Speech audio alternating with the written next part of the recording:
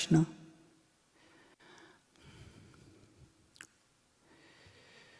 We thank everyone who is here as well as who is joining us online. Today we are going to be discussing about devotional service from Bhagavad Gita chapter 12. Before we start, let's just sing the simple Jai Radha Madhava song, and then we will recite pranam prayers, and then we'll go into the Bhagavad Gita chapter 12 and devotional service.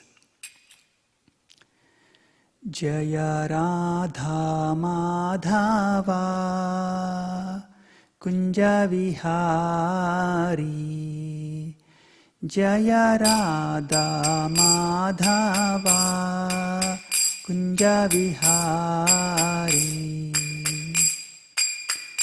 Jaya Radha Madhava Kunja Vihari, Jaya Gopi Jana Vallabha Girivaradhari, Jaya Gopi Jana Vallabha Girivaradhari, Yasodanandana Vraja Jana Ranjana, Yasodanandana Vraja Jana Ranjana, Yasodanandana Vraja Jana Ranjana, Yasodanandana Vraja Jana Ranjana, Yamuna Tira Vanachari, Yamuna Tira Vanachari, Jaya Radha Madhava Kunja Vihari, Jaya Radha Madhava Kunja Vihari, Hare Krishna Krishna Krishna Hare Hare, Hare Rama Rama Rama Hare Hare, Hare Krishna Krishna Krishna Hare Hare, Hare Rama Rama Rama Hare Hare, Hare Krishna Krishna Krishna Hare Hare, Hare Rama Rama Rama Hare Hare, Hare Krishna Krishna Krishna Hare Hare, Hare Rama Rama Rama Hare Hare, Hare Krishna Krishna Krishna Hare Hare, Hare Rama Rama Rama Hare Hare, Hare Krishna Krishna Krishna Hare Hare, Hare Rama Rama Rama Hare Hare, Hare Krishna Krishna Krishna Hare Hare, Hare Rama Rama Rama Hare Hare, Jaya Radha Madhava Kunja Vihari, Jaya Radha Madhava Kunja Vihari, Jaya Radha Madhava Kunja Vihari, Jaya Radha Madhava Kunja Vihari. Gaur Premanandi, Hare Hari Bol. Now let us recite some pranam mantras. These are the prayers offered to our spiritual master in our spiritual in disciplic succession, and also to the Lord Himself. Om Ajnanatimidandascha Jnananjana Salakaya Chakshur Unmilitam Yena Tasmai Sri Gurave Namaha. Sri Chaitanya Manobhishtam Sthapitam Yena Bhutale Swayam Rupaha Kada Mahyam Tadati Swapadantikam. Vandeham Sri Guru Sri Yuta Padakamalam Sri Gurun Vaishnavamscha Sri Rupam Sagrajatam Sahagana Raghunathanvitam Tam Sajivam Sadvaitam Savadhutam Parijanasaitam Krishna Chaitanya Devam Sri Radha Krishna Padan Sahagana Lalita Sri Vishakan Vitamscha. He Krishna Karuna Sindho Dinabandho Jagatpate Gopesha Gopika Kanta Radha Kanta Namostute. Tapta Kanchana Gaurangi Radhe Vrindavaneshwari Vrishabhanu Sute Devi Pranamami Hari Priye. Sri Narsimha Jai Narsimha Jai Jai Narsimha Prahladesha Jaya Padma Mukha Padma Bringa. Vrindaye Tulsi Devyai Priyaye Kesavasya Vishnu Bhakti Prade Devi Satyavatte Namo Namaha. Vanchakalpatarubhyascha Kripa Sindubhya Evacha Patitanam Pavanebhyo Vaishnavebhyo Namo Namaha. Panchatattvatmakam Krishnam Bhaktarupa Surupakam Bhaktavataram Bhaktakyam Namami Bhakta Shaktikam.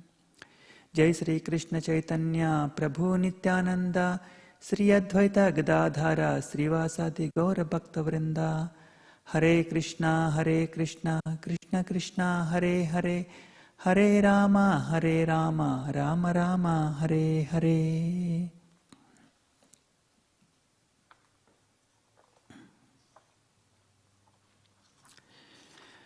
Before we start, let's recite the entire chapter 12 from Bhagavad Gita. Initially the Sanskrit verses, then followed by the translations, and then we'll go through the purports. Bhagavad Gita chapter 12, Devotional Service. Arjuna Uvacha Evam Satata Yukta Ye Bhaktastvam Paryupasate Ye Chapi Aksharam Avyaktam Tesham Ke Yoga Vittamaha.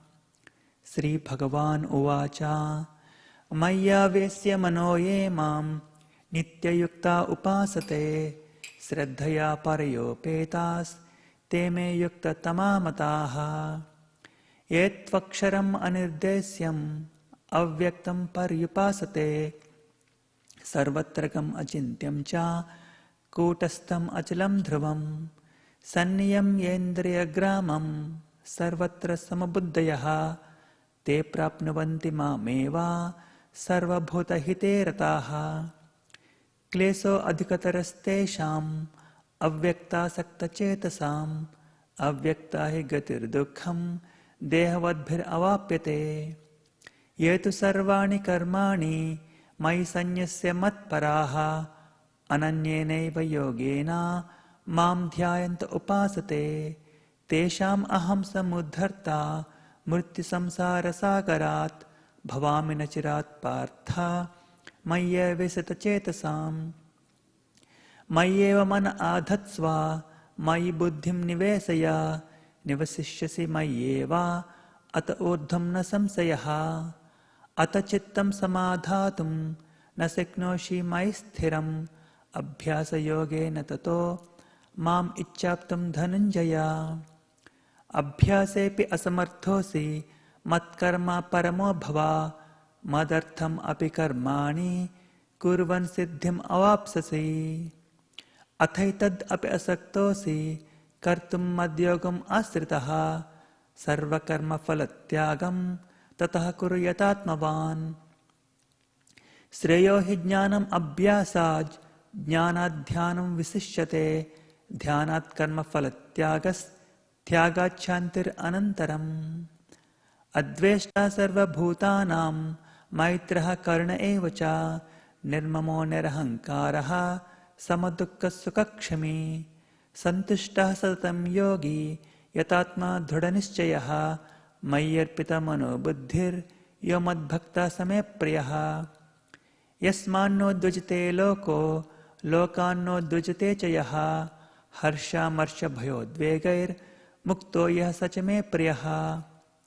Anapeksha suchirdaksha udasino gatavyataha sarvarambha parityagi yamadbhakta same priyaha. Yo na hrishyati na dveshti na sochati na kankshati subhasubha parityagi bhaktimanya same priyaha. Samah sitro cha mitre cha tatha manapamanayoho sitoshna sukdukkeshu samasanga vivarjitaha. Tulyananda stutirmauni santushto yena kenachit aniketah sthiramatir bhaktiman me priyo naraha. Yet dharmamritam idam yathoktam paripasate sraddhana mat parama bhaktaste te me priyaha. Next we will go through the purports from chapter 12 of Bhagavad Gita, Devotional Service.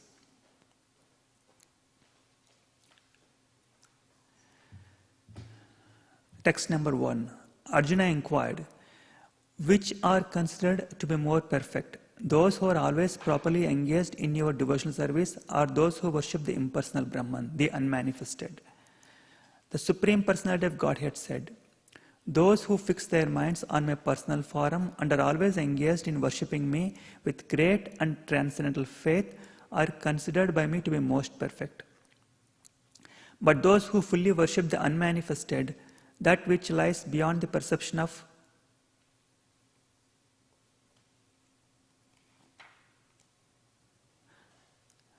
But those who worship the unmanifested, that which lies beyond the perception of the senses, the all-pervading, inconceivable, unchanging, fixed and immovable, the impersonal conception of the absolute truth, by controlling the various senses and being equally disposed to everyone, such persons engaged in the welfare of all at last achieve me.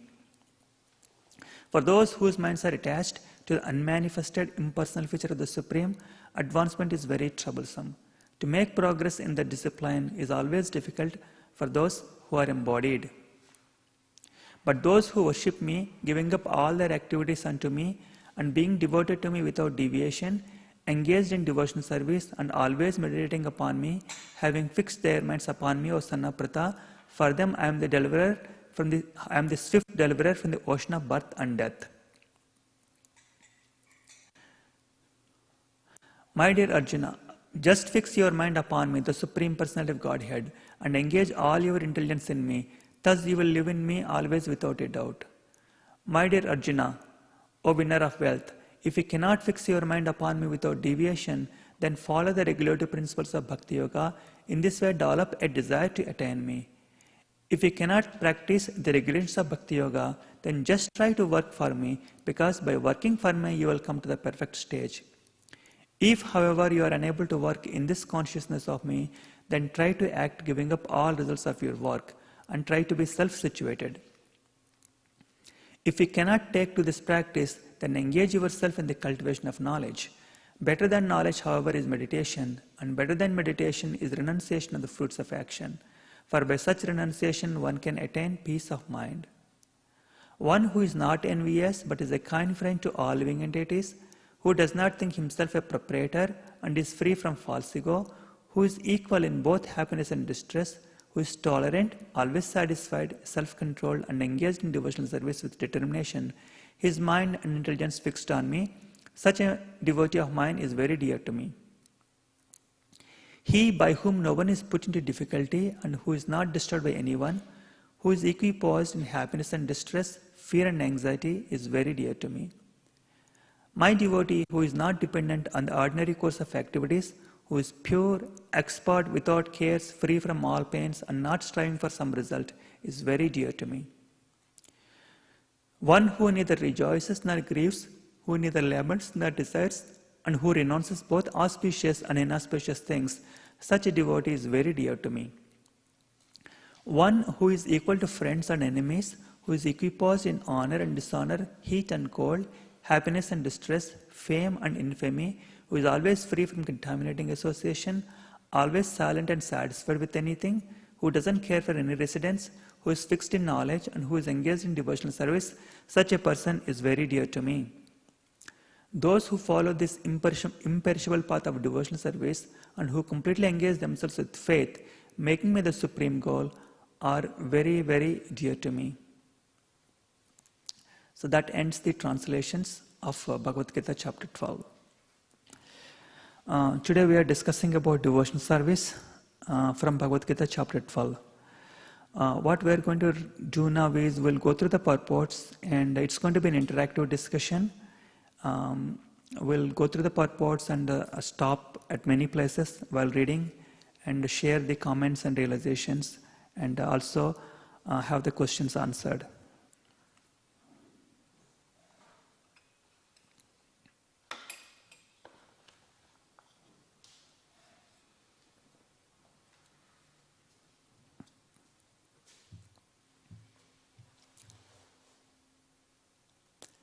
Prabhuji, would you mind reading the chapter 12? You can see it on the screen here. Okay. Read the translation first and then purport. Okay. Arjuna inquired, which on the microphone. He needs a microphone.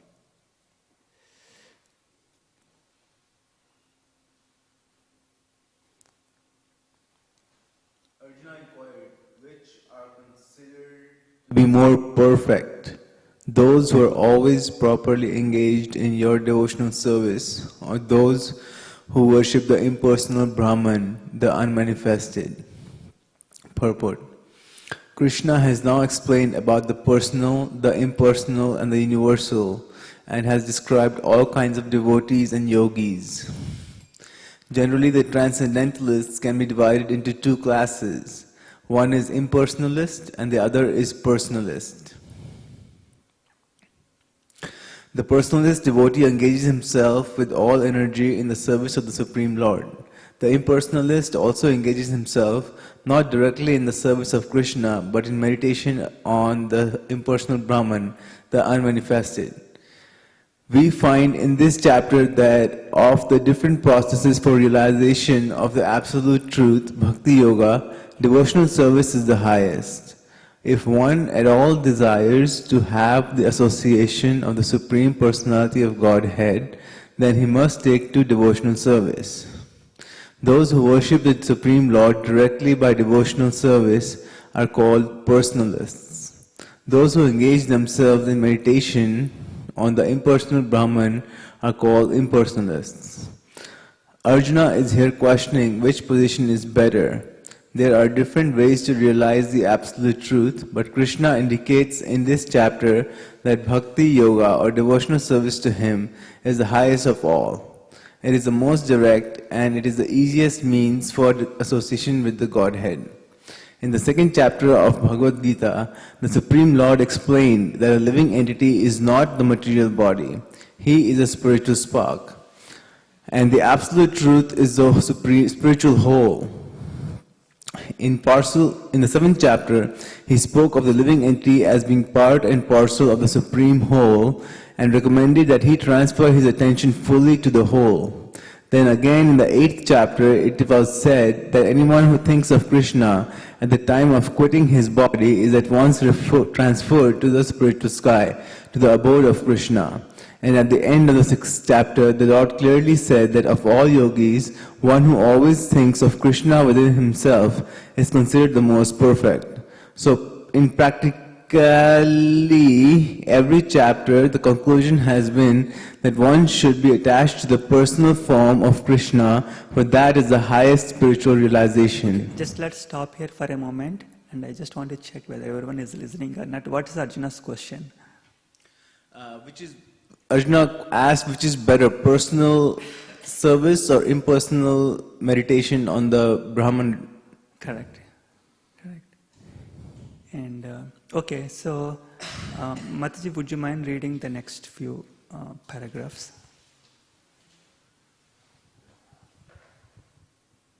Anyone has got any questions or comments? This is going to be an interactive discussion today, and we are reading from Bhagavad Gita chapter 12. The subject matter is devotional service. As we read, we will share our comments and realizations. If you have any questions, feel free to ask at any time. Should I get text 2? No. We are still. You can see that this is where we are. And nevertheless. Mm-hmm. Nevertheless, there are those who are not attached to the personal form of Krishna. They are so firmly detached that even in the preparation of commentaries to Bhagavad Gita, they want to distract other people from Krishna and transfer all devotion to the impersonal Brahmajyoti. They prefer to meditate on the impersonal form of the Absolute Truth, which is beyond the reach of the senses and is not manifest. And so factually, there are two classes of transcendentalists. Now Arjuna is trying to settle the question of which process is easier and which of the classes is more perfect. In other words, he is clarifying his own position because he is attached to the personal form of Krishna. He is not attached to the impersonal Brahman. He wants to know whether his position is secure. The impersonal manifestation, either in this material world or in the spiritual world of the Supreme Lord, is a problem for meditation. Actually, one cannot perfectly conceive of the impersonal feature of the Absolute Truth. Therefore, Arjuna wants to say, what is the use of such waste of time? Arjuna experienced in the 11th chapter that to be attached to the personal form of Krishna is best, because he could thus understand all other forms at the same time, and there was no disturbance to his love for Krishna.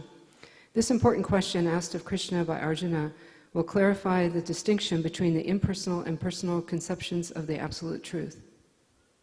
Okay, so before we go to the next verse, anyone has any comments that you want to share?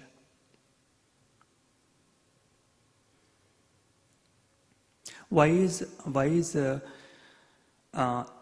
attachment, getting attached to the impersonal form of Krishna is a difficult process? I know that Krishna is going to answer that question in the next verse, but why is it's the most difficult process? Why is the process of meditating on the impersonal feature of the Lord, that is impersonal Brahman, is most difficult process rather than getting attached to the personal form of Krishna? My understanding is, On the microphone.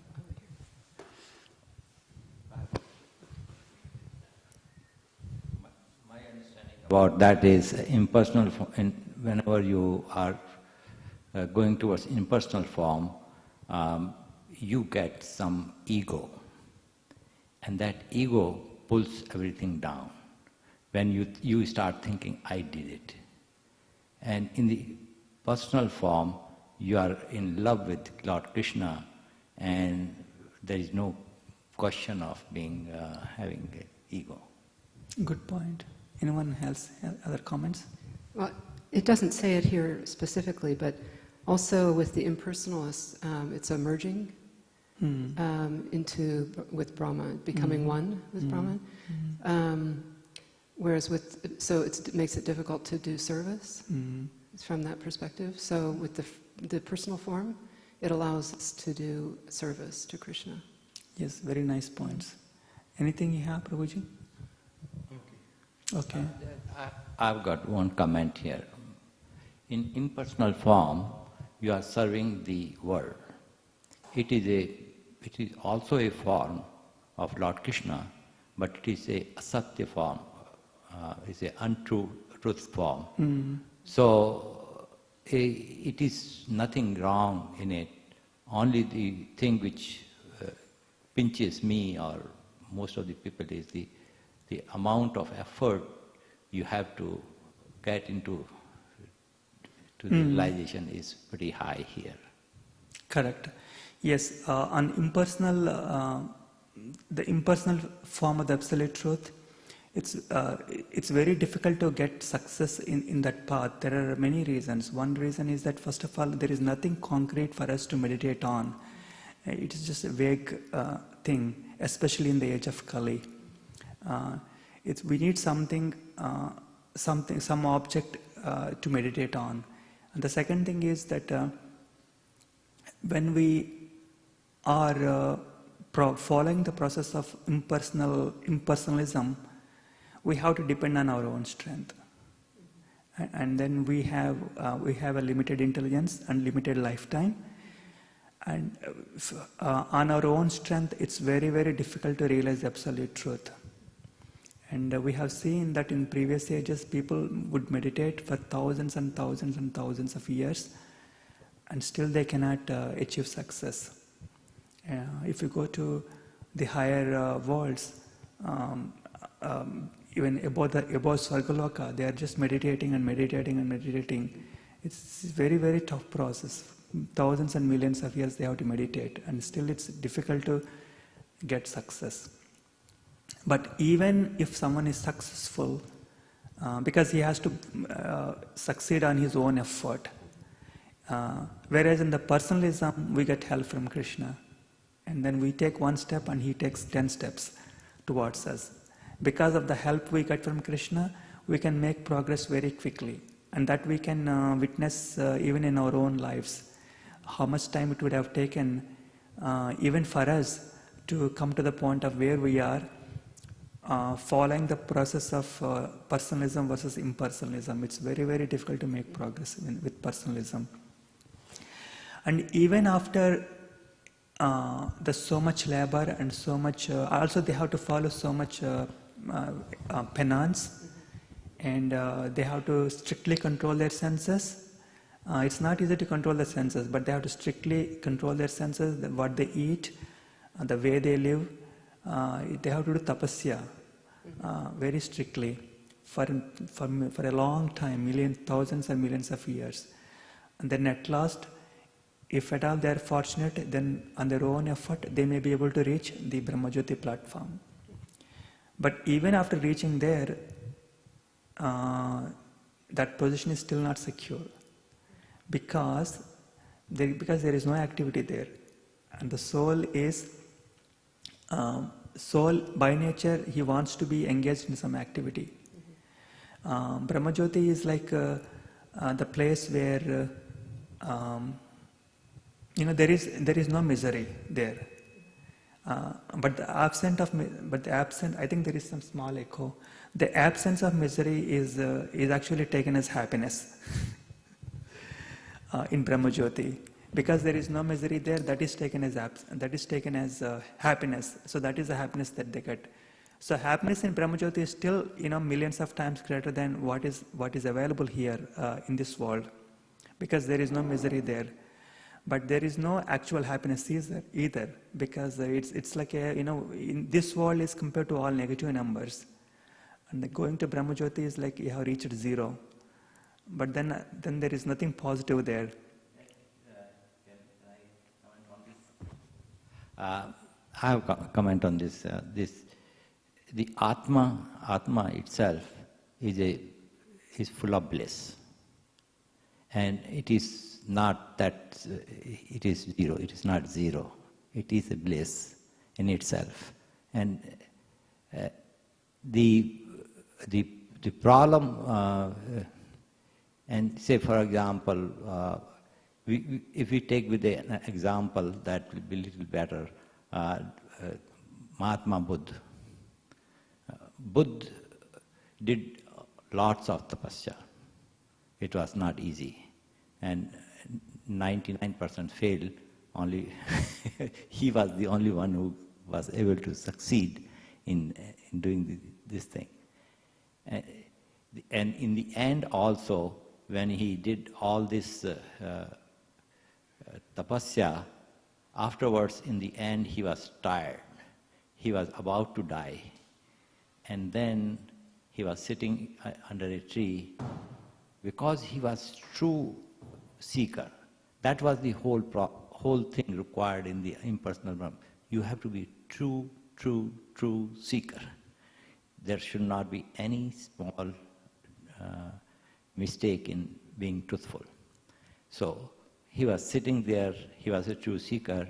So here God himself comes in the form of a lady and gives him a bowl of rice pudding, and says, eat and you will get it what you want. This is not because of his own effort. Definitely not. And he eats that rice and he gets into the meditation state and he gets what he wanted. So in spite of all the effort, he was not able to get it. But I'm trying to make 2 points. Yes, it is a very, very difficult process. But it is not completely zero. It is not a zero thing. Atma is a No, Atma, I'm not saying that Atma is not, Atma is Satchidananda. It's full of knowledge, full of bliss. Even now also, our position is like that actually. But we don't feel the bliss. Now, we have some bliss, but it's very limited. So when they go to the Brahmajyoti platform, it's like that. They are in a much better condition than what we presently are, but they still don't have that complete realization of the bliss, which they will only get when they go to the Vaikuntha worlds. They don't get to the bhakti part, but they do have a kind of a bliss which is absolutely. Yes, Absolutely, yes. Not. Yes, obviously. Yes, a good point. And then, even you have some point? I have a question. Because from several schools that I know, the senior Swami that maybe started that school, they start out kind of impersonalist. They're doing all the tapasya and the pranayama and all the sadhana.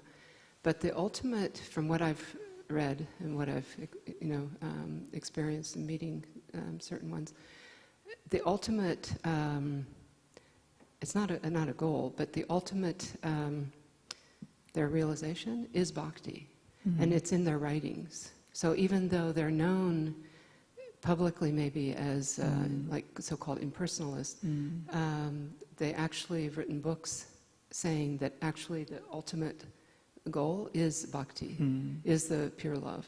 So, but it's a longer way to get. It's a longer way to get there, and if you look at their disciples, they not all get there.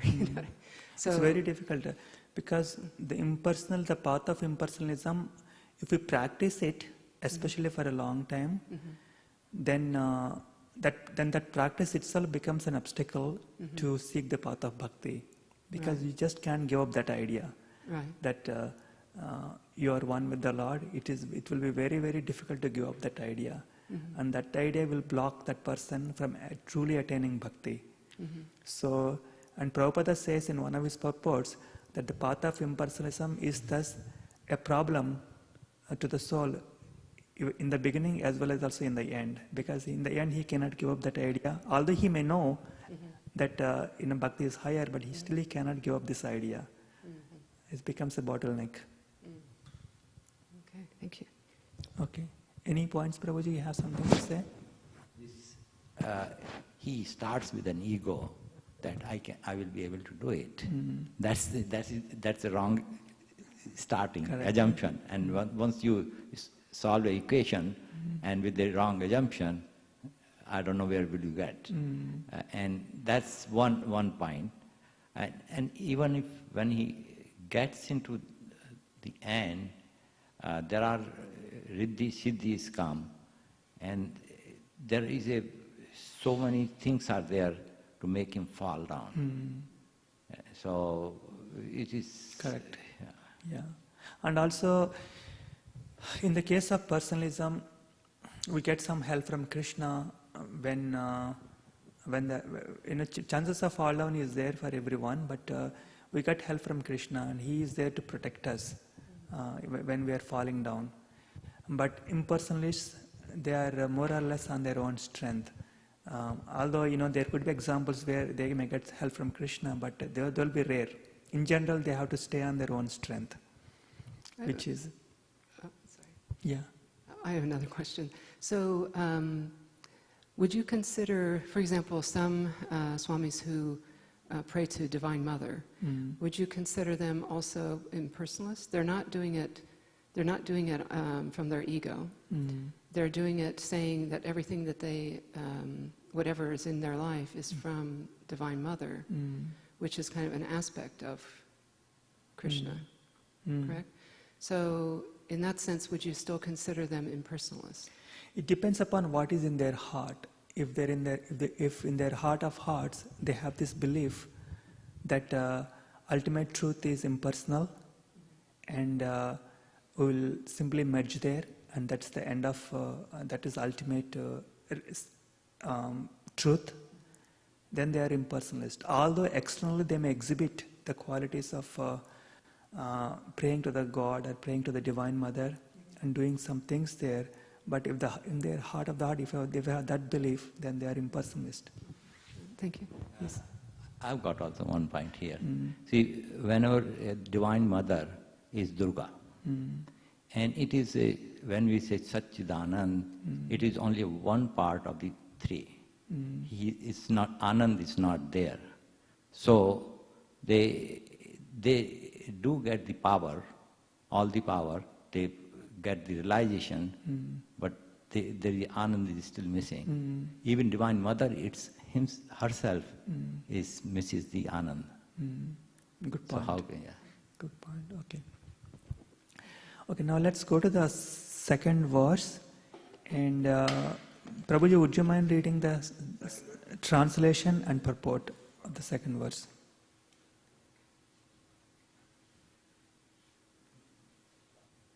On the microphone, please.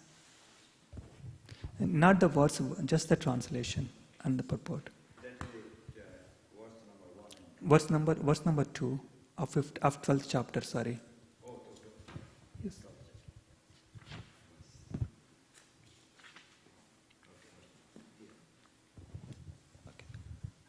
The Supreme Personality of God had said, "Those who fix their minds on my personal form are always engaged in worshipping me with great and transcendental faith, are considered by me to be most perfect." In answer to Arjuna's question, Krishna clearly says that he who concentrates upon his personal form and who worships him with faith and devotion is to be considered most perfect in yoga. For one in such Krishna consciousness, there are no material activities because everything is done for Krishna. A pure devotee is constantly engaged. Sometimes he chants, sometimes he hears or reads books about Krishna, or sometimes he cooks prasadam or goes to the market place to purchase something for Krishna, or sometimes he washes the temple or the dishes. Whatever he does not let a single moment pass without devoting his activities to Krishna. Such action is full samadhi. Yes. But there is one point which seems to be missing here. People go to office also. People? Go to office. So that is not written. Yes, other activities are there in Krishna consciousness, but the devotees also goes to the office. How they convert that into Krishna consciousness? That is answered by Krishna himself in the following verses, in the same chapter, because he gives there several ways of approaching him, several ways of being engaged in devotional service, and he initially says, do this. If you cannot do this, then do the following. If you cannot do the following, and then do this one. So we'll get there if we get time. But I just want to briefly answer that question and then, do this. From Krishna's perspective, doing the direct devotional service is what he wants, not the indirect ones. You go to the office. If he cannot do it, then do this. You can go to the office and then you can give the results of your service back to Krishna. So that's kind of an indirect one, but unless he's going to the office directly on behalf of Krishna himself, that is different thing. But in general, I'm talking about the people in general here. We go to offices like companies and we work there. In that context, if we give the result of that work to Krishna, then to the extent we give our results, we are engaged in devotional service. And also, whatever money we get from that office, we also maintain our lives and we engage our family members also in devotional service activities. So that is also good. That is also devotional service. But this going to office, if we are able to think about Krishna all the time, that is much better. That is much better stage. That's Krishna himself answers that in the following verses. But if you cannot do it, then he says, do the regulative. Then take the regulative principles of Bhakti Yoga, which is waking up early in the morning and attending Mangalarti, for example, and do all this. These are regulative principles of Bhakti Yoga. Then he says, if you cannot do that, then just try to work for me. If you cannot work, then at least give up the results of your work. So he goes in that hierarchy. Okay, we'll get there. Okay, and so Prabhupada also says in this second verse at the end that such action is in full samadhi, because ordinarily we see samadhi as someone who goes into deep meditative trance, and he no longer has eyes closed and no longer is conscious of external situation, and that we take it as a samadhi. But he says that if one is engaged in activities that are related to Krishna all the time, then he is also in full samadhi. Because why is it that he is in full samadhi? Why does he use this word? Is it a mistake here, or? Because he is because the mind, if you're totally focused, there's no room for anything else. You're automatically with Krishna, and nothing else can seep in. There's no gap. That is correct. Yeah. So, if one, if one is in full samadhi in terms of, let's say, impersonalism, is completely eyes closed or whatever it is completely focused on himself. He has no idea of what is happening external world. Similarly, if one is engaged in Krishna conscious activities always, he also doesn't have any idea of what's happening externally. Although he may be living in the world, he has no idea. He is just, from his standpoint, although he is doing all sorts of activities, he is just busy working for Krishna all the time. He has no time to gossip or no time to even say any words that are outside the scope of the devotional service, or doesn't.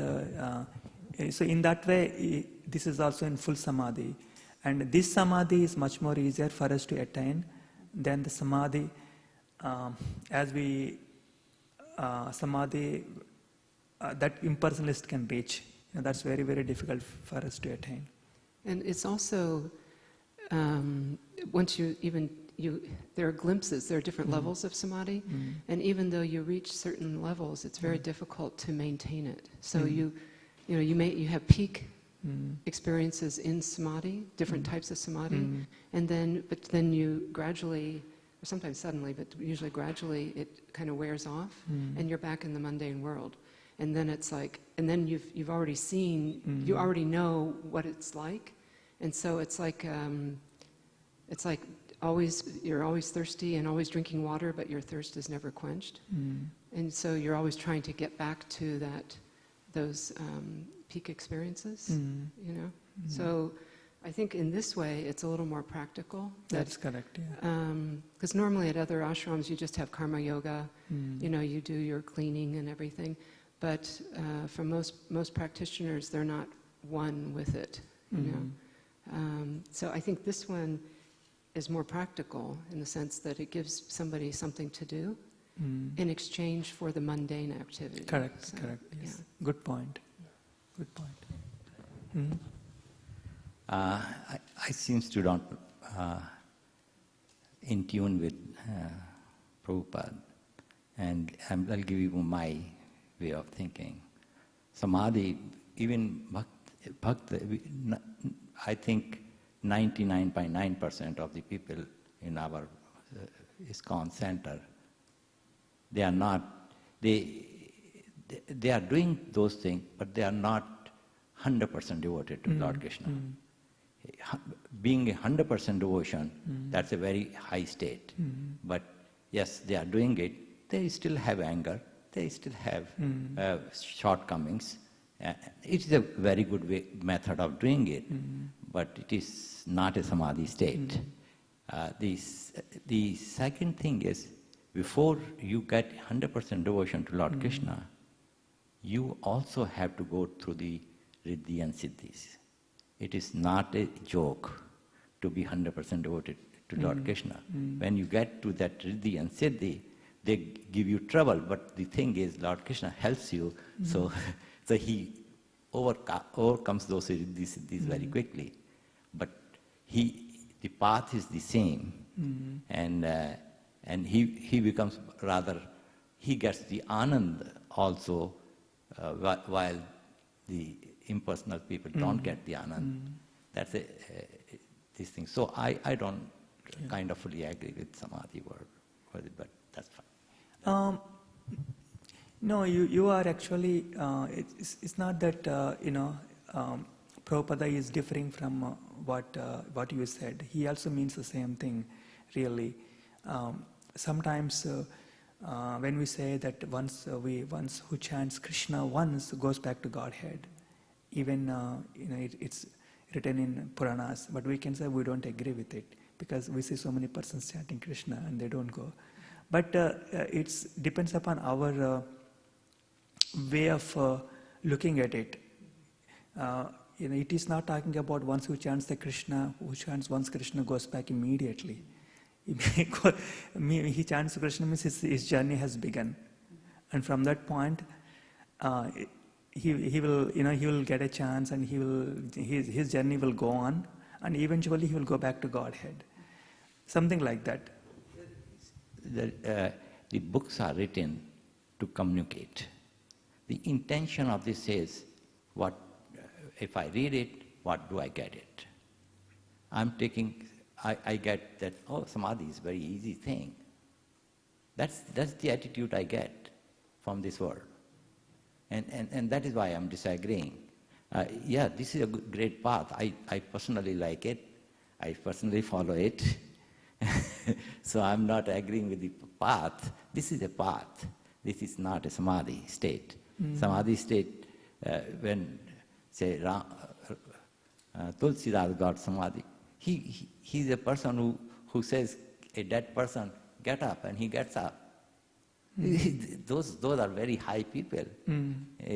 They get into that state. Yeah, good point. Yeah, go on. But based on my previous studies, the siddhis are, and the masters that I've known in the past, siddhis are a stage, and you move through them very quickly. Once they get stuck, they've got to work through some karma. That's why they get stuck. But even like raising the dead, that's only to show non-believers of the power to go beyond that. That's not nothing big to raise the dead. They only do it to inspire people to continue that there's more beyond. So the siddhis, based on my own personal knowledge, that they're very short, sometimes only a week. As they move through the chakras and the kundalini is rising, it opens up certain siddhis. Like, when this siddhi appears, you know what chakra is being activated. And then as they progress in their in their sadhana, then another siddhi will appear, and another. But if the one siddhi just keeps remaining, that means they're stuck, that the other chakras are not open. So it's not something, and some of the swamis that came over here had that issue. So they had power, they had charisma and everything, but they were not fully awakened, and so they got in trouble. I'm not Prabhupada, but so when you view it that way, because you're doing certain sadhana and it's scientific, you know the results, so you can see from the behavior what's going on. Does that make Good sense? point. Yeah, good point. One thing I quoted Tulsidas, but try to be very careful about such people. They are very highly placed people, and they don't do it for the joke or to show off their stuff.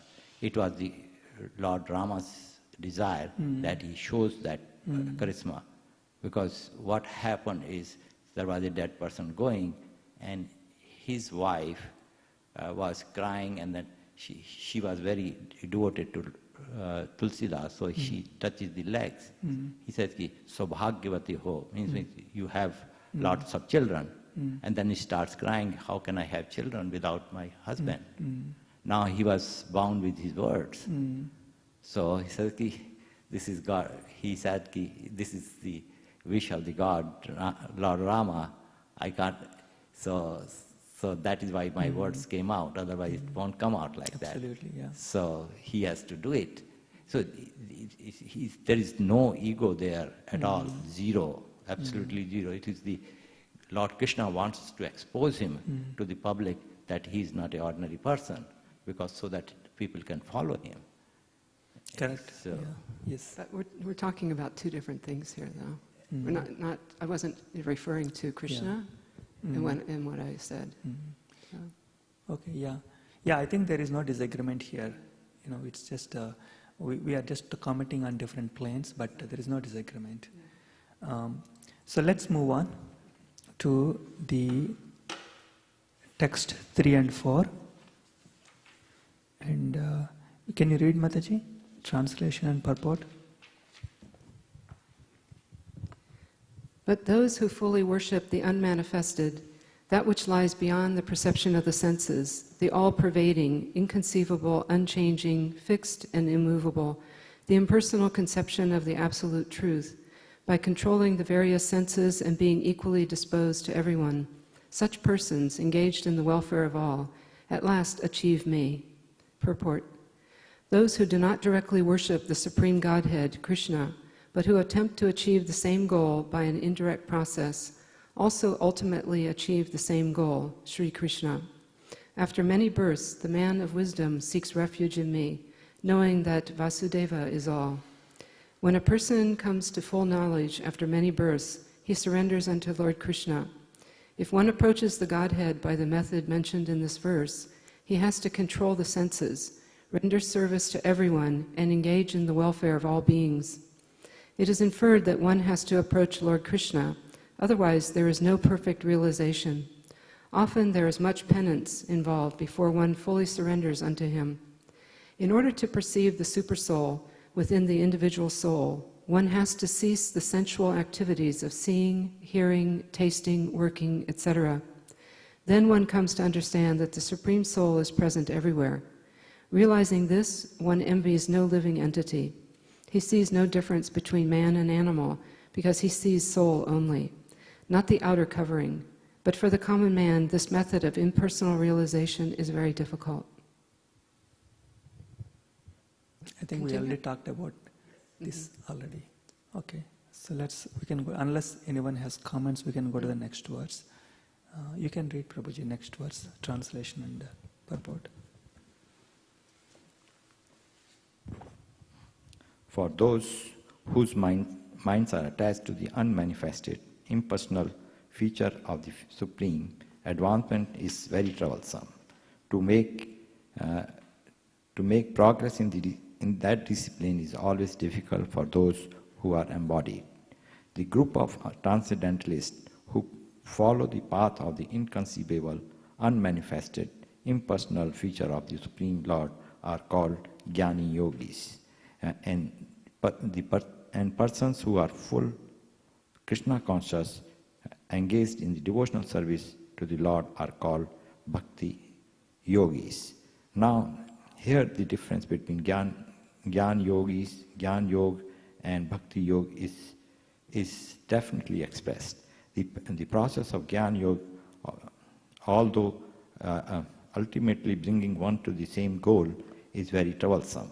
Whereas the path of Bhakti Yoga, the process of being in direct service to the Supreme Personality of Godhead, is easier and is natural for the embodied soul. The individual soul is embodied since time immemorial. It is very difficult for him to simply theoretically understand that he is not the body.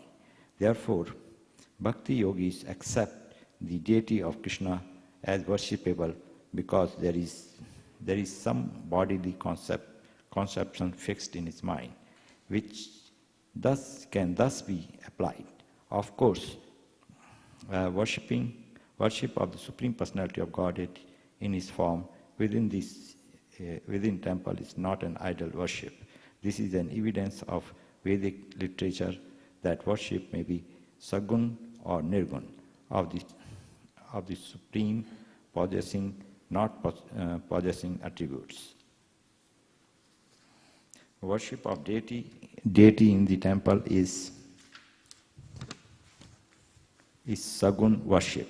For the Lord is represented by material qualities, but the form of the Lord, though represented by material qualities such as stone, wood, oil, paint, is not actually material.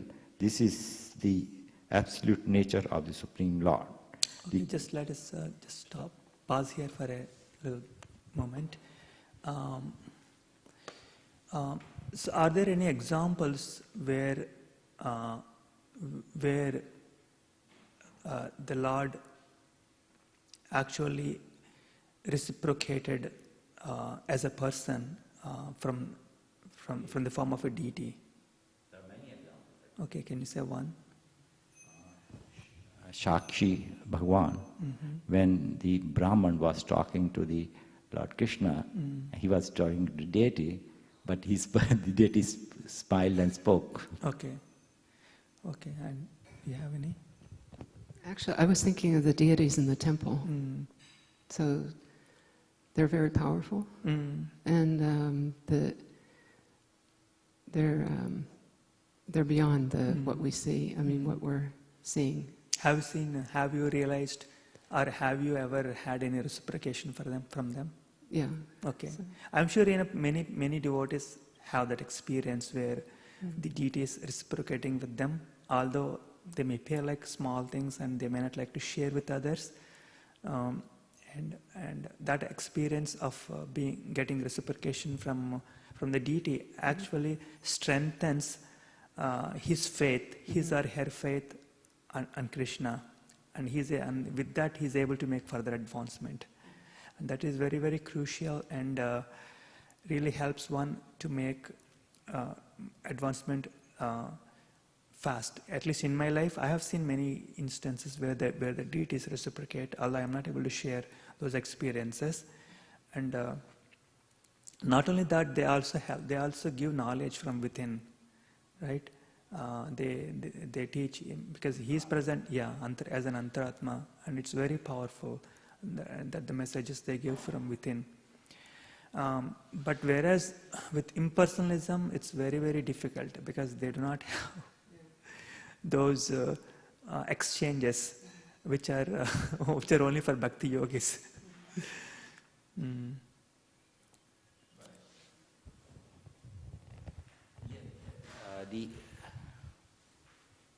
The direct, there is the one thing which is very clear, that once you get into sattvic state of mind, Antaratma starts speaking. And when Antaratma starts speaking, your answers are answered, your questions are answered. Correct. Yeah, so it and gives a very powerful message. But at the same time, impersonal people also get a different way. The same thing is that when they do the meditation, there is a form, a different type of form, which they see at it, and then they get Yeah, some of course, kind they will realization. also get some sort of thing that Krishna himself says, whoever one worships, he is going to make arrangement. He'll make arrangements so that they can have their faith strengthened on whatever their whatever is their means of worship, right? So he does all those things, and welcome for the newcomer. Welcome to this class. Today we are discussing from Bhagavad Gita chapter 12 on devotional service. If you have any questions, feel free to ask at any time. Okay, so we can go on from the next paragraph. No, we'll go on. We'll start reading. On the microphone. Because we have listeners on internet also. A crude example may be given here. We may find some mailboxes on the street, and if we post our letters to those boxes, they will naturally go to the destination without difficulty. But any old box or an imitation which we may find somewhere, but which is not authorized by the post office, will not do the work. Similarly, God has an authorized representation of the deity form, which is called Arch Vigraha. And the Arch Vigraha is an incarnation of Supreme Lord. God will accept service through that form. The Lord is omnipotent and all-powerful. Therefore, by his incarnation as Arch Vigraha, he can accept the services of the devotee, just to make it convenient for the man in conditioned life. So, for a devotee, there is no difficulty in approaching the Supreme immediately and directly, but for those who are following impersonal way to spiritual realization, the path is difficult. They have to understand unmanifested representation of the Supreme through such Vedic literature as Upanishads, and they have to learn language, understand the non-perceptual feelings, realize all these processes. This is not very easy for a common man. A person in Krishna consciousness engaged in devotional service simply by the guidance of the bona fide spiritual master, simply by offering regulative obeisances unto the deity, simply by hearing the glories of the Lord, and simply by eating the remnants of the food stuff offered to the Lord, realizes the Supreme Personality of Godhead very easily. There is no doubt that the impersonalists are unnecessarily taking troublesome path, and with the risk of not realizing the absolute truth at the ultimate end. But the personalist, without any risk, trouble or difficulty, approaches the Supreme Personality directly. A similar passage appears in Srimad Bhagavatam. It is stated there that if one ultimately has to surrender unto the Supreme Personality of Godhead, the surrendering process is called bhakti, but instead takes the trouble to understand what is Brahman and what is not Brahman, and spends his whole life in that way, the result is simply troublesome. Therefore, it is advised that one should not take up the troublesome path of the self-realization, because there is uncertainty in the ultimate result. A living entity is eternally an individual soul, and if he wants to merge into this spiritual whole, he may accomplish the realization of the eternal and knowledgeable aspects of the original nature. But the blissful portion is not realized. By the grace of some devotee, such as transcendentalist, highly learned in the process of Jnana Yoga, may come to the point of Bhakti Yoga or devotional service. At that time, long practice in impersonalism also becomes a source of trouble, because he cannot give up the idea. Therefore, one embodied soul is always in difficulty with the unmanifest, both at the time of practice and at the time of realization. Every living soul is partially independent, and one should know for certain that this unmanifested realization is against the nature of the supreme spiritual blissful self. One should not take up the process. For every individual living entity, the process, every individual living entity, the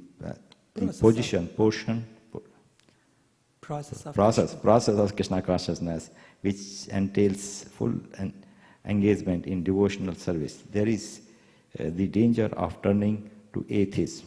Thus, the process is beyond the approach of the senses, as already expressed in this verse, should never be encouraged at any time, especially in this age.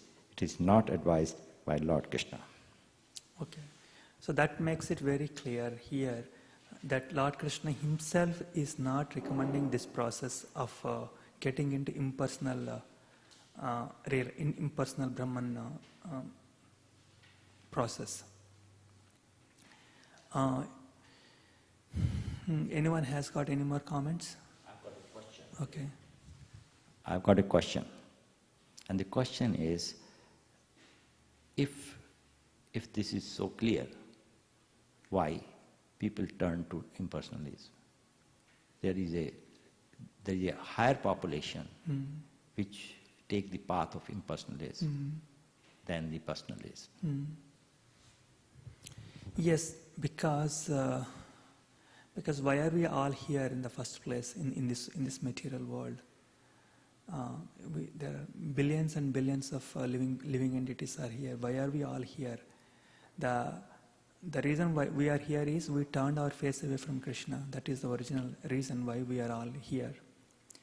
And we can make a case that if it is a case that we shouldn't be turning our face away from Krishna, then why did we turn our face away from Krishna and ended up here? So we had that tendency. That's why we are here.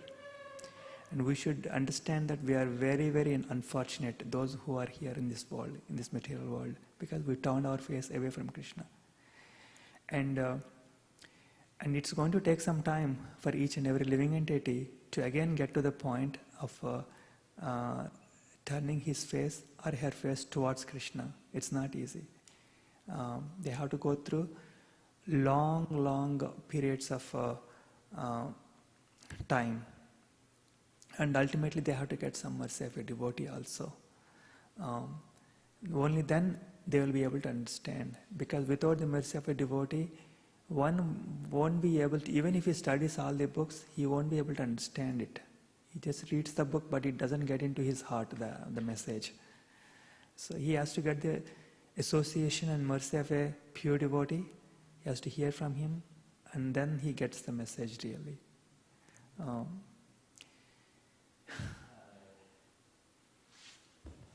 I'm not fully satisfied with the answer, but there's a thank you for the attempt to answer my question.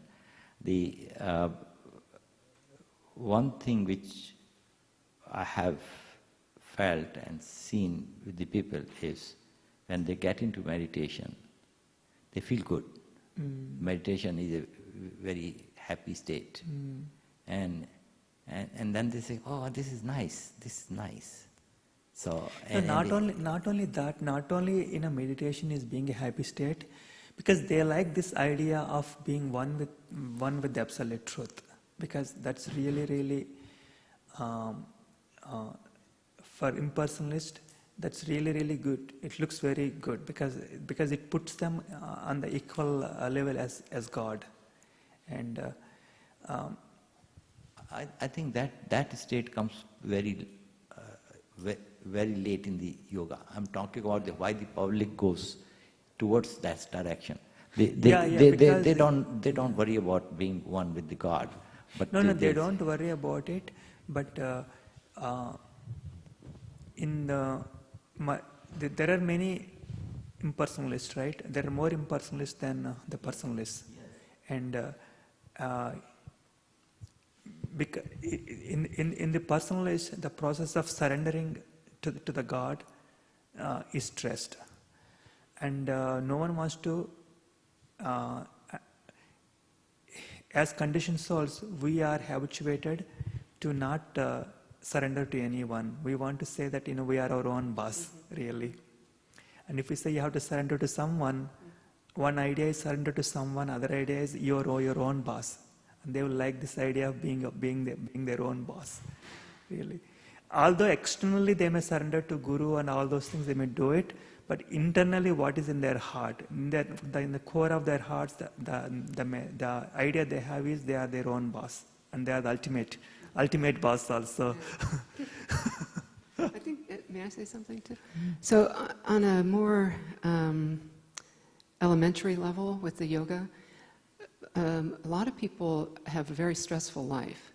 And so it's, when you sit and meditate, for many people, it's the one time they feel peace and just calmness, and know if they can get beyond even the beginning level, so there's no the monkey mind is settled, and you don't have all the distractions, and I think that's the attraction is basically they don't know how to be peaceful, how to just with everything going on. So just to be able to sit still, for many people, is very difficult. So once they achieve that, they're able to sit quietly, their mind is calm, it is a very comfortable state. And then as you meditate, it spills over into your daily life. So things at work don't upset you as much as they used to. The brainwaves actually change when you do meditation over a period of time. So, but most people are doing it for that, it's like Hatha yoga. They do it for the physical, get in shape or something like that, not to prepare the body for meditation and be able to sit in asana. Good point.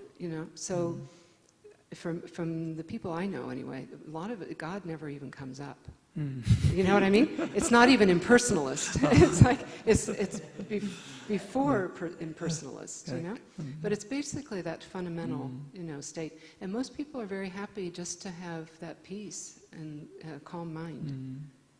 They don't realize it goes beyond that's that. a very good point. Because most of the yoga schools in the modern age are really what? They don't care about God. They just talk about bodily, getting fit bodily. I think there is one more point here. I agree with her. Okay. The other point is when you start in Bhakti Yoga, the intellect puts a lot of trouble. It is not. People think that Bhakti Yoga is very easy. I don't think it is that easy. You have, in order to get the devotion, it's not that easy. You have to do something. Okay, so when they start, it is actually very easy. Bhakti Yoga. It is very easy for the simple-minded people. If one has got so many ideas, and then it becomes very difficult. But if you are very simple, then it is easy. I think you are saying the same thing in the sense that in order to do bhakti to become simple, or if we are already simple, then doing bhakti is definitely easy. Simple is a very strong word, and it looks simple. It is not, the people are not simple. So, for example, first time, one round of mantra, if somebody has to go through, it's not that easy for them. You know, they say they get bored, so many troubles come. So the start in Bhakti Yoga is not easy. We start in the impersonalist appears to be easy. It may not. That is what I personally feel. But Okay. Anyway, good point. Yeah, please take the microphone. Hare Krishna. Bhakti Yoga actually, it's simple but not easy, right? That's the comment. What happens is, if you do it on your own, yes, you're absolutely right. If you think that I can do myself, even Prabhupada said, so many times he also said, you cannot do it on your own. So, once, even chanting Hare Krishna, right? There used to be one disciple of Bhaktisiddhanta Saraswati Thakur. He had a shikha, right? And so what he used to do in the morning, he used to tie his shikha to a pole and sit and chant Hare Krishna.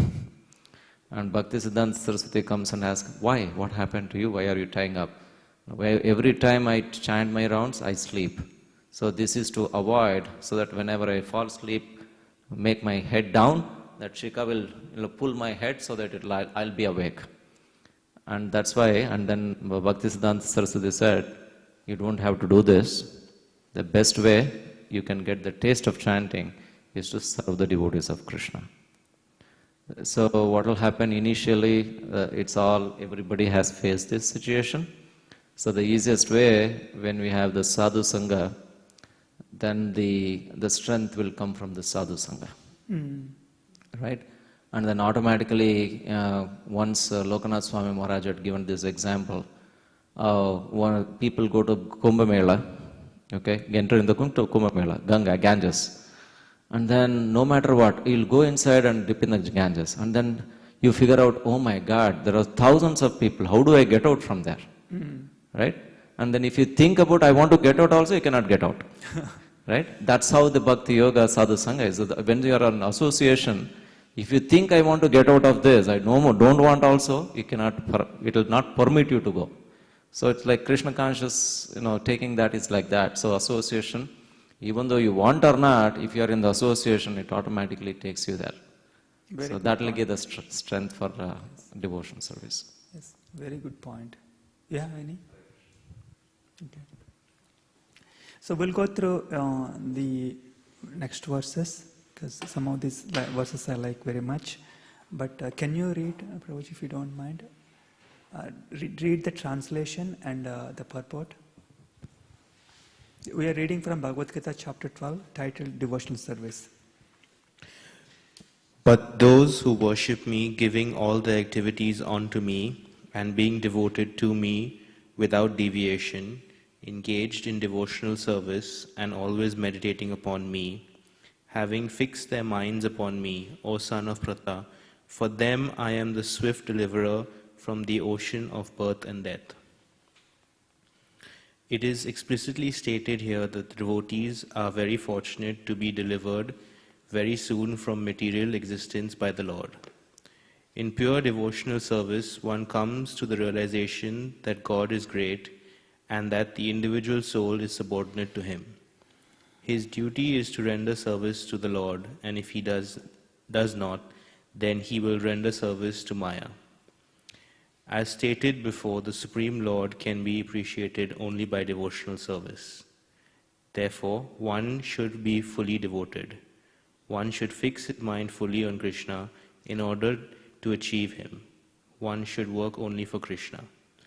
It does not matter in what kind of work one engages, but that the work should be done only for Krishna. That is the standard of devotional service. The devotee does not desire any achievement other than pleasing the Supreme Personality of Godhead. His life's mission is to please Krishna, and he can sacrifice everything for Krishna's satisfaction, just as Arjuna did in the battle of Kurukshetra. The process is very simple. One can devote himself in his occupation and engage at the same time in chanting Hare Krishna, Krishna, Krishna, Hare Hare, Hare Rama, Rama Rama, Hare Hare. Such transcendental chanting attracts the devotee to the personality of Godhead. Okay, just 1 second here. Why is bhakti, in the books of Prabhupada, he translated bhakti into as devotional service. In other texts, we might see translation as bhakti means devotion. Why is it called devotional service, not just devotion? Prabhupada emphasized devotional service. Why? What's the reason? Anyone knows the answer? I don't know if I know the answer, but I assume it's because it has to be an action. And so devotion is more static. Just the deities are there, but devotional service is you're doing something, to show your devotion. Correct. Yes, that's the correct answer. He wanted to emphasize the point that devotion means, bhakti means active engagement. It's not that you simply have devotion but doing nothing. That I have devotion to Krishna but I don't do anything. So we have to do some active service with all our senses. And then Prabhupada also gave the process of how we can engage all our senses in service to Krishna. And so I just want to make that point clear. Bhakti means devotional service. I think this is a very nice discussion. I'd like to understand it a little more thoroughly. There are 9 processes of bhakti, and this devotional service is not one of them. Not only this thing. No. Okay, go on. Okay. I may be wrong. Sorry. No. I know that you probably not saying devotional service means all 9 together. They're called devotional service. They're called bhakti, right? Yeah. That bhakti means devotional service. So you're yeah. See, because okay. Say for example, I'll remember in Ramcharitmanas there are also 9 processes of bhakti, and they are different from what Lord Chaitanya Mahaprabhu has said, and say for example, associating with devotees, that's one of the part of the bhakti. What is that? That's one of the bhaktis. After 9 processes, in what Ramcharitmanas says, the associating with devotees is one of the bhaktis. Exchanging devotees? Associating with Association with the devotees is one of the bhaktis. So that's if you are saying devotional service is also associating with devotees, then I can agree with you. But when you are saying devotional service, what I understand is doing work. What kind of work? I say so. Even distribution of the books. No, that work is those 9 you said. Sravanam, Kirtanam, Vishnu Smaranam, those 9 processes of devotional service you said, right? That is the work. Okay. So if you call that as service, then I agree with you. But I thought service means doing say cleaning, doing some that is also there. Physical work. Yeah. That's is there, but that's not specifically mentioned as one of the part of the 9. No, cleaning is also there. For example, Is there, say for example, cleaning is there? Because one of the 9 processes of devotional service is to become dasya. Yeah. So cleaning comes under dasya. Yeah. Could you list the 9 processes which are involved in bhakti? Okay, it's Sravanam, Kirtanam. First I have to recite the Sanskrit because then I can easily correlate. Sravanam, Kirtanam, Vishnu Swaranam, Archanam, Dasyam, Vandanam, Sakhyam, Atmanivedanam. Sravanam means hearing, hearing means hearing about Krishna or hearing about Krishna's devotees. Then kirtanam means chanting or chanting the Krishna's names or preaching about Krishna. Basically using our tongue to glorify Krishna. So that is chanting. Sravanam, Kirtanam, Vishnu Smaranam. The third one is remembering Lord Vishnu. That is third one, Vishnu Smaranam. Archanam. Archanam means worshipping Krishna. Worshipping Krishna means like we do in the temple, performing arati, collecting all the paraphernalia, offering flowers. So that is Archanam. Sravanam, Kirtanam, Archanam, Padasevanam. Padasevanam means worshipping his lotus feet. Then Dasyam. Dasyam means serving. Serving the Lord. Serving the Lord is actually a big category by itself.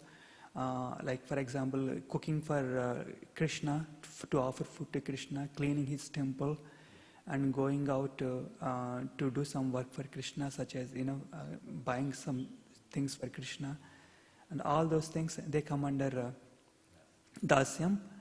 Sakyam means being friendly with Krishna. Yeah, Vandanam. Vandanam means offering prayers. Offering prayers to Krishna. Then Atmanivedanam. Atmanivedanam means offering oneself completely to Krishna. Yeah. Yes. I don't know whether I listed all 9 or not, but Sravanam, Kirtanam, Archanam, Padasevanam. Yeah. These are the 9 processes of devotional service.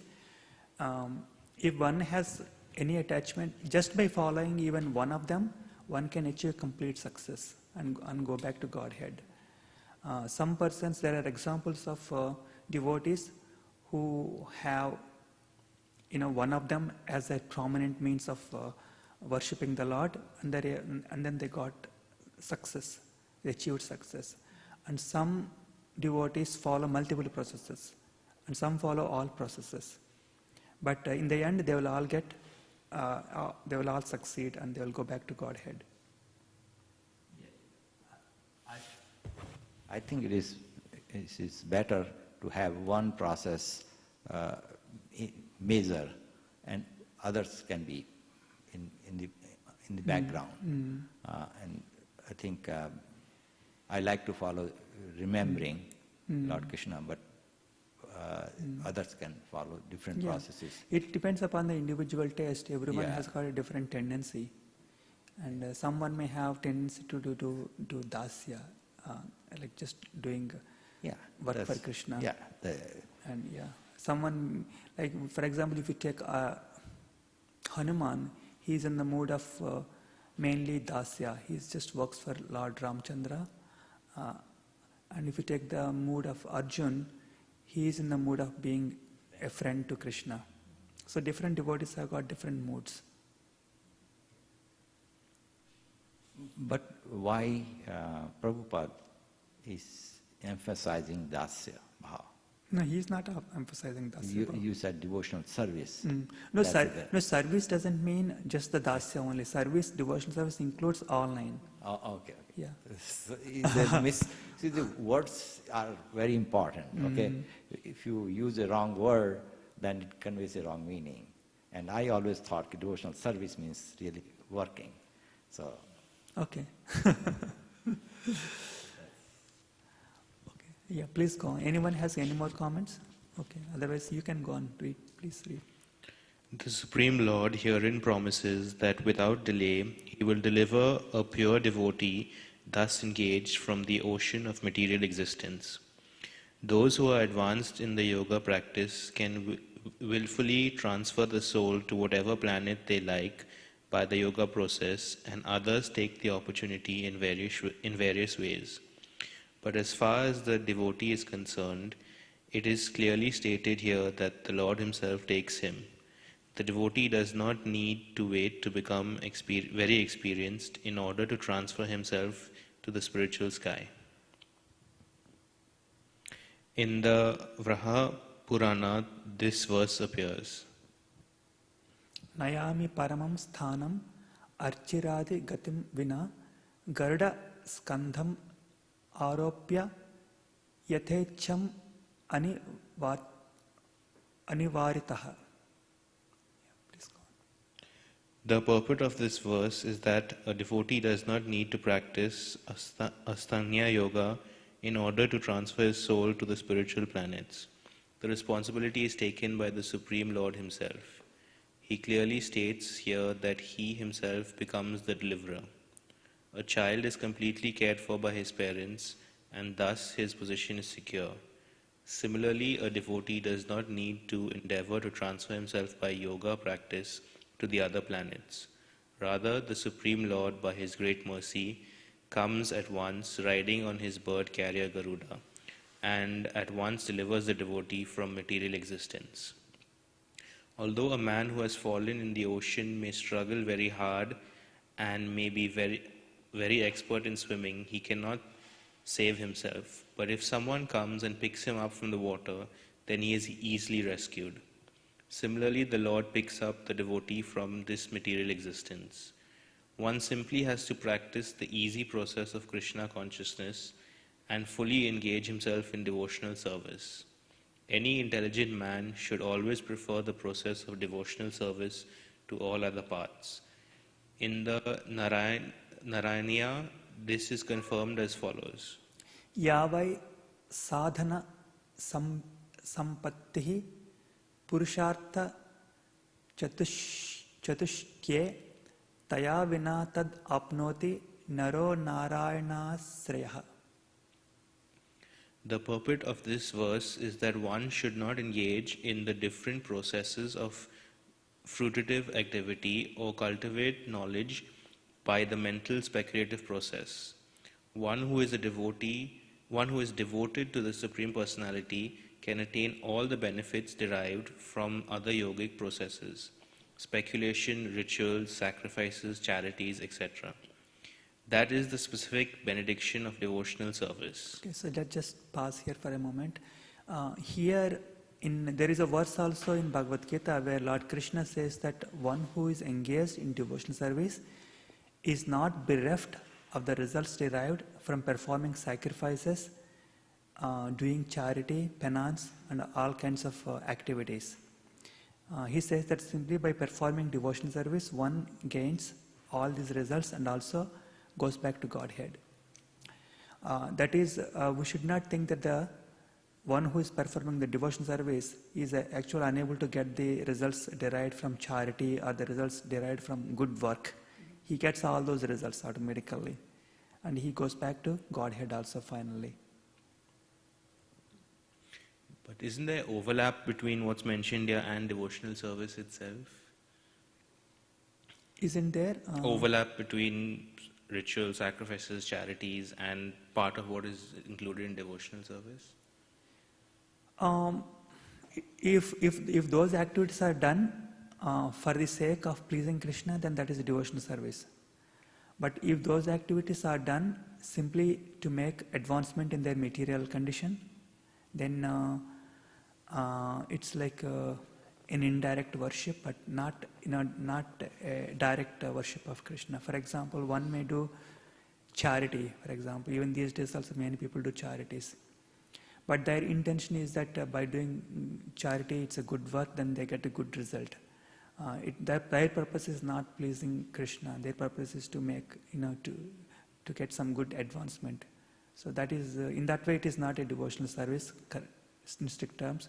But if you are giving charity strictly to preach Krishna, then that is a devotional service. Simply by chanting the holy name of Krishna, Hare Krishna, Krishna Krishna, Hare Hare, Hare Rama, Rama Rama, Hare Hare, a devotee of the Lord can approach the supreme destination easily and happily. But this destination cannot be approached by any other process of religion. The conclusion of the Bhagavad Gita is stated in the 18th chapter. Sarva dharman parityajya mamekam saranam vraja aham tvam sarva papebhyo moksha ishyami ma suchaha. One should give up all other process processes of self-realization and simply execute devotional service in Krishna consciousness. That will enable one to reach the highest perfection of life. There is no need for one to consider the sinful actions of his past life because the Supreme Lord fully takes charge of him. Therefore, one should not futilely try to deliver himself in spiritual realization. Let everyone take shelter of the Supreme Omnipotent Godhead Krishna. That is the highest perfection of life. Yes. Any comments from anyone from this purport?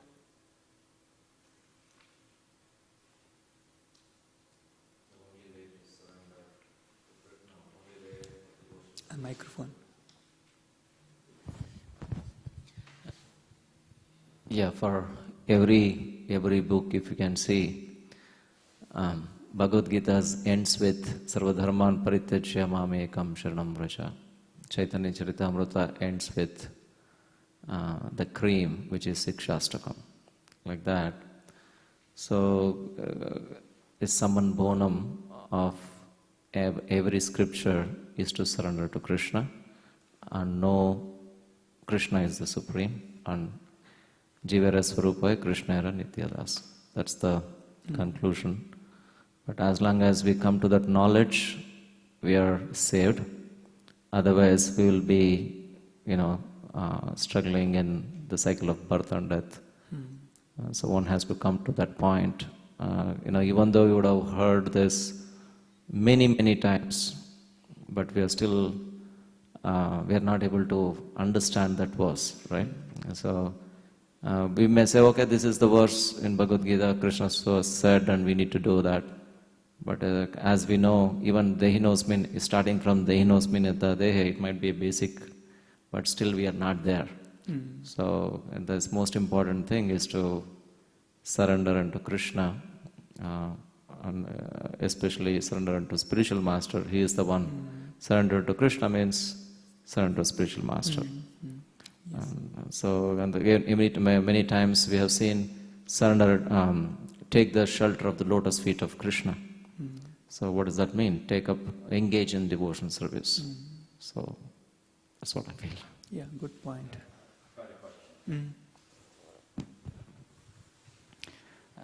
Prabhupada, I took this verse and started explaining something. Devotional service, basically. But this verse was talking about meditating upon me. And that part is not explained by Prabhupada here. And can you put some light on how to meditate on Lord Krishna? Because say Kripaluji has a different way of meditating on Lord Krishna. So they have a process of devotion, meditating. So that process of meditation is on Lord Krishna is not at all explained. No, it is explained, but it is explained here in practical terms. For example, if you are, if one simply thinks that he wants to meditate sitting on Lord Krishna without engaging himself in practical activity for Krishna, then it's very difficult for him to do it. It is not easy. That's why activity is stressed. If one is doing activities for Krishna, then meditation also comes as a byproduct. Even in our congregation also we see many people and who are simply who are in a kitchen, cooking in the kitchen, but what is their consciousness? Their consciousness is that, oh, I'm cooking for this food for Krishna. So that consciousness comes as a byproduct of the service. But if they are cooking, let's say if they're cooking some food for some restaurant, for example, then they will not have that consciousness there. All these activities are part of devotional service, but not meditation. Meditation is a specific, God meditation, Lord Krishna's meditation is Roop Dhyan. That's a completely different way of doing it. I'm not against devotional service, and that's a nice method, and we can be with Lord Krishna by doing that way. But meditation is a process in itself. No, because this is also a meditation. If you are working, not only meditation, in one of the previous verses, it was said that Prabhupada said that it is actually a samadhi, working for Krishna all the time, and samadhi is even at level, even at higher stage than meditation. If one is engaged in Krishna service all the time, he is actually situated in samadhi. He's actually beyond meditation, really, because his consciousness is always absorbed in Krishna. Although I think you have to come to the temple and do volunteer service, really, because some questions you can understand by serving. What you are saying is, this is I'm talking about in literature, like a literary person. Okay, I'm not talking about. See, when you have two words, they do have two different meanings. Yeah, meditation And in a generally. meditation, when you say Rup Dhyan, that is called meditation on Lord Krishna. And if you say devotional service, you are doing service. Though your attention is always with Lord Krishna, that's okay, but that's not a Rup Dhyan. Yeah, so meditation has the word meditation, we can look up the dictionary what it means, but generally the public meditation means just sitting and focusing the mind on one object. That's generally what they have. But we can look up the dictionary and see what it is. Meditation really means that you don't have to sitting and focusing. That is just one part of the meditation, but that's not the only way of meditating. Real meditation is absorbing our mind in thoughts of your object of meditation. Whether you are doing it sitting or you are doing it by service, that is. For example, in Ashtanga Yoga, also, meditation is beyond all the preparatory states. So everything that you're thinking about is just leading up to the meditative state. It's a different consciousness. So, do you know what I mean? So, like pranayama, all of that is just a preparation. You're seated, your asana, some people think you're sitting in asana and you're meditating, but the meditation is, it's a state of mind. So once you, even not just Krishna consciousness, when it's used, the term is used, it's more of a, for example, like in the kitchen, there's no separation between your, it's hard to say in words, but with your action, it's totally, you're absorbed in Krishna, and there's no separation. That's meditation. So everything else is preparation, including, I think, the chanting, the doing 16 rounds. It's, to get to that state, so you can be calm enough and be absorbed in Krishna. That's my understanding. Yeah, good point. No, there are two words. One thing is impersonal meditation is different. I'm not talking about impersonal meditation here. I'm talking about Rup Dhyan. Rup Dhyan means we are meditating on Lord Krishna. And that's a different method of doing it. If you are talking about two different methods, there's a devotional service, that's a method to Lord Krishna. And there's a Rup Dhyan, that's a different method. And that is why I am saying when words are used differently, I'm not saying that you are not thinking about Lord Krishna when you are doing devotional service. You are. It may lead to the same result. That's a different thing. But the process, when you talk about the process, Rup Dhyan is a separate process, and this devotional service is a separate process. And what I said, our Prabhupada have not described the Rup Dhyan. Prabhuji, Narendra Prabhu, right, your name? Narendra Prabhu? Your name Narendra? Yeah. Narendra Prabhu. I feel that you have to come to the temple and volunteer for some services here? Because some questions can be understood only by practice, by actions. It's we can say so many things, but to really understand the purport of it and to really get your feeling, you have to actually engage yourself in some practical activity. Then you will get some realizations by that. So you just try. I don't see how the meaning can be different, but meaning is a literary thing. Yeah, it's a literal thing. In previously, when we go to, for example, sometimes when we approach the Guru to ask a question, he won't give the answer directly. He say, okay, do this first, do this work for maybe for some time, for a few months or for a year, then come back and ask this question. So some questions can be understood only in that way. But we'll just see if we can cover one more verse, because that's my favorite verse. Next verse. And who will read? Can you read, Prabhuji? Okay. Sorry.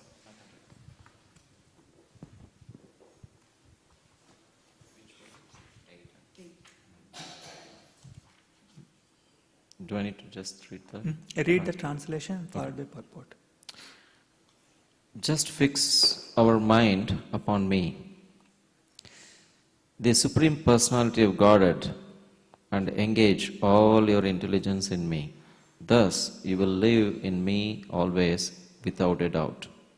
Purport by Srila Prabhupada. One who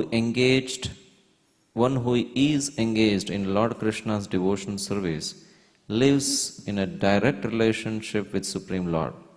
So, there is no doubt that his position is transcendental from the very beginning. A devotee does not live on a material plane. He lives in Krishna. The holy name of the Lord and the Lord are non-different. Therefore, when a devotee chants Hare Krishna, Krishna and his internal potency are dancing on the tongue of the devotee. When he offers Krishna food, Krishna directly accepts these eatables, and the devotee becomes Krishnaized by eating the remnants. One who does not engage in such service cannot understand how this is so. Although this is a process recommended in the Bhagavad Gita and in other Vedic literatures.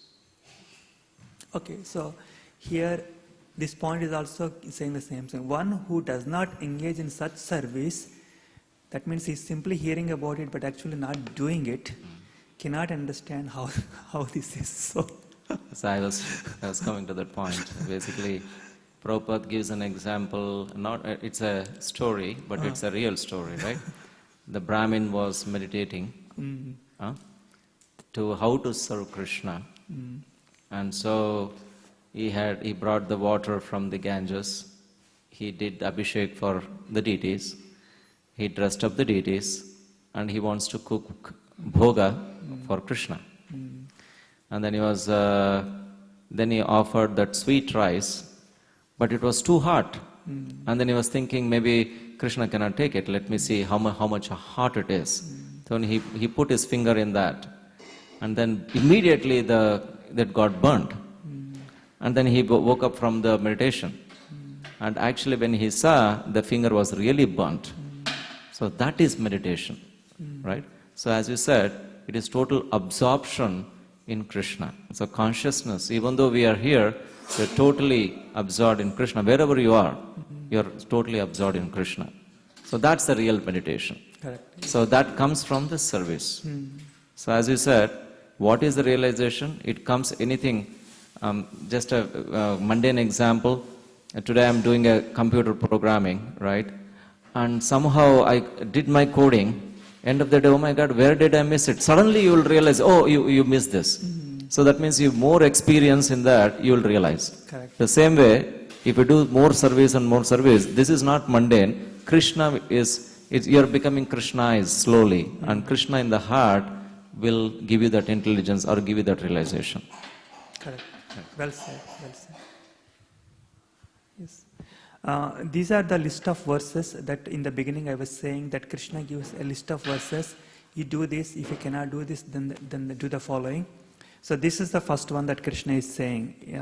He's recommending that you do this. But most people, not many can do this one. Then for those who cannot do this, then he says, do the next following, which is actually given in the next verse. But in this verse, he is talking about the consciousness of the most advanced devotees, where just fix their minds constantly on Krishna, and they're able to live in that way. Yeah, next one also we can read. Do you want to read, Prabhu, the next one? Okay. So you can read. Do you want to read? Okay, she will read. Next. Okay. Verse number 9 from chapter 12, Bhagavad Gita. My dear Arjuna, O winner of wealth, if you cannot fix your mind upon me without deviation, then follow the regulative principles of Bhakti Yoga. In this way, develop a desire to attain me. Purport. In this verse, 2 different processes of Bhakti Yoga are indicated. The first applies to one who has actually developed an attachment for Krishna, the Supreme Personality of Godhead, by transcendental love, and the other is for one who has not developed an attachment for the Supreme Person by transcendental love. For this second class, there are different prescribed rules and regulations one can follow to be ultimately elevated to the stage of attachment to Krishna. Bhakti Yoga is the purification of the senses. At the present moment in material existence, the senses are always impure, being engaged in sense gratification. But by the practice of Bhakti Yoga, these senses can become purified, and in the purified state, they come directly in contact with the Supreme Lord. In this material existence, I may be engaged in some service to some master, but I don't really lovingly serve my master. I simply serve to get some money. And the master also is not in love. He takes service from me and pays me. So there's no question of love. But for spiritual life, one must be elevated to the pure stage of love. That stage of love can be achieved by practice of devotional service performed with the present senses. This love of God is now in a dormant state in everyone's heart, and there love of God is manifested in different ways, but it is contaminated by material association. Now the heart has to be purified of the material association, and that dormant natural love for Krishna has to be revived. That is the whole process. So just pause here. Maybe we may not be able to read more also because it's already 5 to 8. And so Prabhupada is saying that the dormant, everyone has got the love for Krishna, all the souls in a dormant stage. We all have that natural tendency, we all have that, not just tendency, but we already have it in the core of our heart to love Krishna. But we forgot about it and we engage that tendency in relationship with several things in the material creation. And so here in the first, he's saying that if we cannot, in the previous verse he said, just fix your mind upon me, the Supreme Personality of Godhead, and engage all your intelligence in me, thus you will live in me always without a doubt. And in the next verse he is saying that if we cannot do this, then follow the regulative principles of Bhakti Yoga. In this way, develop a desire to attain me. In the next verses, he again goes to the if we cannot do this one also, do the following. So in that way, he goes on here.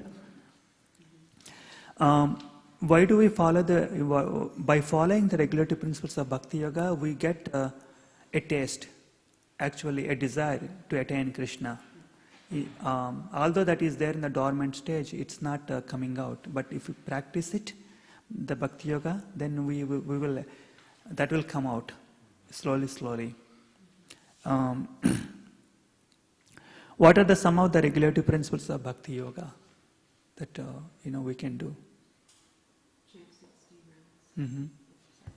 Chant 16 rounds. Okay, good. Worship the deities. Wait a minute. What are some of the others? I think you need a spiritual master, but I'm not sure if that's one of them.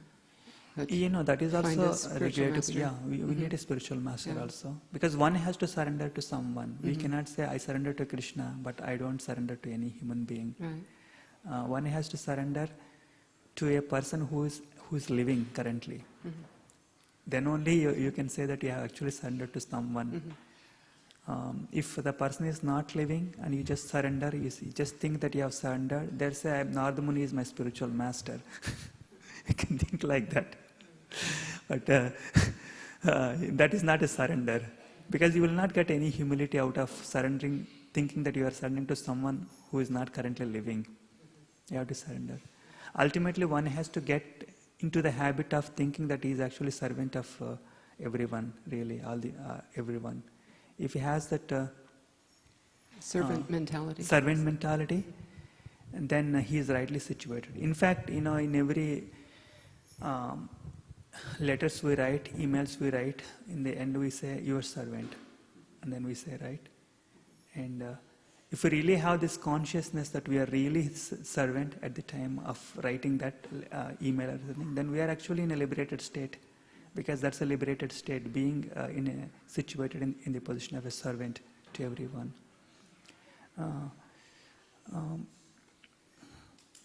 Anyway, so I think we have to stop here, because now the Kirtan is, now the Arati is going to start. Thank you everyone for joining us tonight, and thanks to all online viewers who are watching us. Thank you. We'll now be going to Arati and Kirtan. Gaura Bhakta Vrinda ki Jai. Jai. Hare Krishna. Ramananda Prabhuji Jai.